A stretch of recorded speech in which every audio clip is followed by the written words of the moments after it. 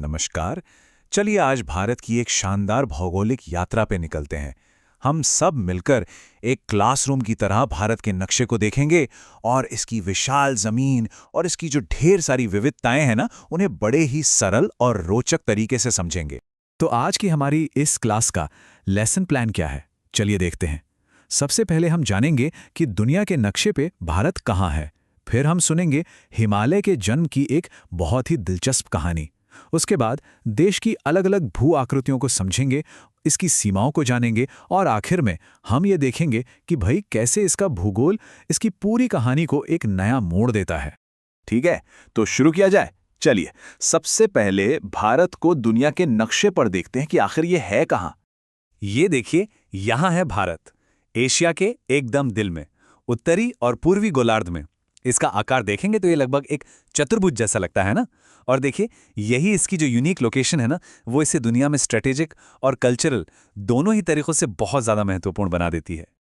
अब जरा इसके साइज का अंदाजा लगाइए। भारत करीब करीब 33 लाख वर्ग किलोमीटर में फैला हुआ है, मतलब दुनिया की कुल जमीन का 2.4% हिस्सा। और इसी वजह से एरिया के हिसाब से ये दुनिया का 7वां सबसे बड़ा देश बन जाता है। चलिए अब बात करते हैं भारत की सबसे खास पहचान की, यानी हिमालय की। इसके बनने की कहानी इतनी रोमांचक है ना कि सच में किसी फिल्म से कम नहीं लगेगी। ये तस्वीर देखिए, ये हमें लाखों साल पीछे ले जा रही है। जरा सोचिए, एक बहुत बड़ा प्राचीन महाद्वीप था, गोंडवाना लैंड। उससे एक टुकड़ा टूटकर अलग होता है, बहता है और फिर एक जबरदस्त टक्कर होती है। और इसी टक्कर से जन्म होता है दुनिया की सबसे ऊंची पर्वत श्रृंखला का, हमारे हिमालय का। और सबसे मजेदार बात जानते हैं क्या है? हिमालय देखने में भले ही कितने भी पुराने और मजबूत लगे, पर जियोलॉजिकली ये बहुत यंग हैं। और हाँ, यकीन मानिए, ये आज भी इसी वक्त लगातार ऊंचे हो रहे हैं। अच्छा, तो अब आगे बढ़ते हैं और देखते हैं कि इस एक भूवैज्ञानिक घटना ने, इस एक टक्कर ने भारत की फिजिकल लैंडस्केप में कितनी जबरदस्त डाइवर्सिटी, मतलब विविधता पैदा कर दी। तो इस नक्शे पर नजर डालिए। ये हमें भारत की 4 मुख्य फिजिकल डिविजन्स के बारे में बताता है। पहला, उत्तर में वो ऊंचे ऊंचे पहाड़। फिर ये विशाल उपजाऊ मैदान।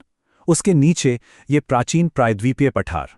और आखिर में ये खूबसूरत तट और द्वीप। हर हिस्से की अपनी एक अलग कहानी है, अपनी एक अलग पहचान है।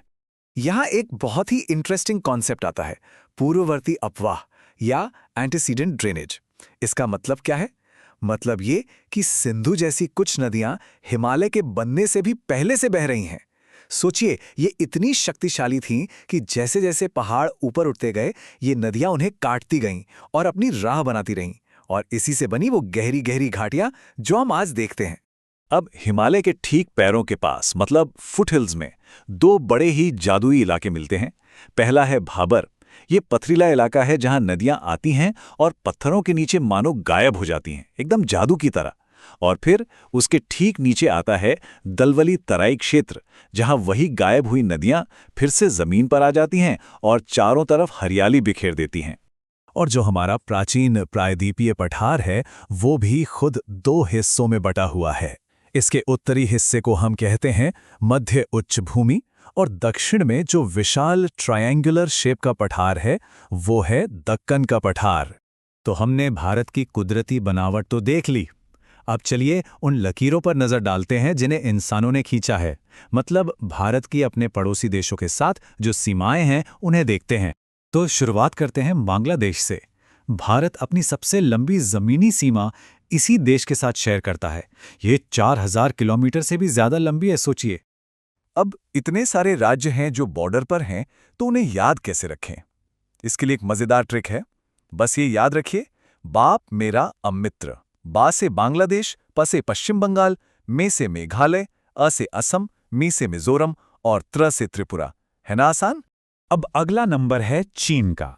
चीन के साथ हमारी लगभग 3500 किलोमीटर की सीमा है, और इस सीमा का ज्यादातर हिस्सा तो हमारा महान हिमालय ही तय करता है। और इस बॉर्डर पर जो राज्य और केंद्र शासित प्रदेश हैं, उनको याद रखने के लिए भी एक बढ़िया वाक्य है। लद्दाख का सिपाही अरुण हिमालय उतरा। इससे लद्दाख, सिक्किम, अरुणाचल, हिमाचल और उत्तराखंड सब याद हो जाएंगे। अब चलते हैं पश्चिम की ओर। यहाँ पाकिस्तान के साथ हमारी सीमा है जो 3,300 किलोमीटर से भी ज्यादा लंबी है। और हाँ, इसके लिए भी एक ट्रिक है। पंगू राज लद्दाख जा। पंगू से पंजाब गुजरात, राज से राजस्थान और फिर जम्मू कश्मीर और लद्दाख। सिंपल। तो अब आखिर में चलिए थोड़ा रुक कर ये सोचते हैं कि भारत की ये जो इतनी अनोखी और डाइवर्स ज़मीन है, ये इसकी पहचान और इसके भविष्य को कैसे शेप करती है, कैसे गढ़ती है। ये नक्शा इस बात को बहुत खूबसूरती से दिखाता है कि कैसे जमीन और विरासत एक दूसरे से जुड़े हुए हैं। देखिए, इसी भूगोल ने तो अलग अलग क्षेत्रों को उनकी खास पहचान दी है। कहीं आंध्र प्रदेश को भारत का कोहिनूर बनाया, तो कहीं कर्नाटक को आईटी पावर हाउस। और यहीं पर हमारे लिए एक बड़ा सवाल खड़ा होता है, एक विचार जो सोचने पर मजबूर करता है। आज की दुनिया में जहां जलवायु बदल रही है, आबादी बढ़ रही है, ऐसे में भारत की ये प्राचीन और विविध भूमि अपने लोगों की किस्मत को, उनके भविष्य को आखिर किस तरह से आकार देगी?